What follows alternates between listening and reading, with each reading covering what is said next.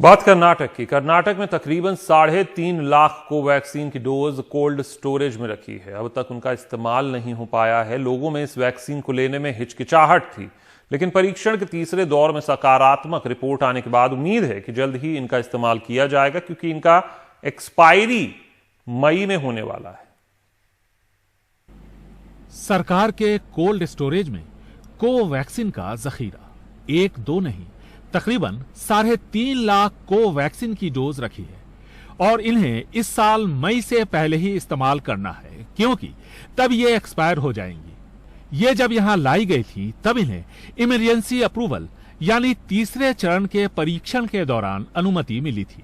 इसलिए कोवैक्सीन के बारे में लोगों के मन में तरह तरह के अंदेशे थे, लेकिन अब कोवैक्सीन तीसरे चरण के इम्तिहान में पास हो गया है। The third clinical trials report is out. तीसरे चरण के परीक्षण की रिपोर्ट आ गई है और 81% में कोवैक्सीन को प्रभावी पाया गया है। ऐसे में मैं उम्मीद करता हूं कि लोग इस बात को समझेंगे और कोवैक्सीन की मांग बढ़ेगी। And from now, Covaxin also there will be a huge demand also from the people.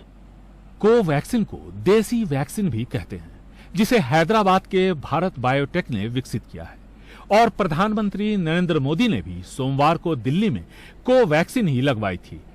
लेकिन सवाल यह है कि जनवरी से यहां रखी कोवैक्सीन की खेप का क्या होगा। कोवैक्सीन के इस्तेमाल को लेकर हम लोग केंद्र सरकार के गाइडलाइन का इंतजार कर रहे हैं और उसके बाद ही वितरण होगा।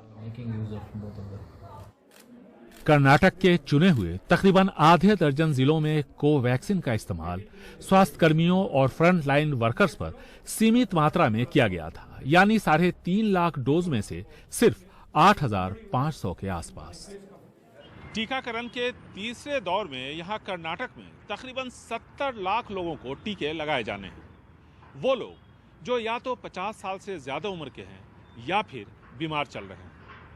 अब जबकि कोवैक्सीन को हरी झंडी मिल गई है, ऐसे में कहा जा सकता है कि कम से कम टीके की कमी नहीं होगी और आने वाले दिनों में लोगों के पास शायद ये विकल्प भी होगा टीका चुनने का कि वो कौन सा टीका लगवाना चाहते हैं।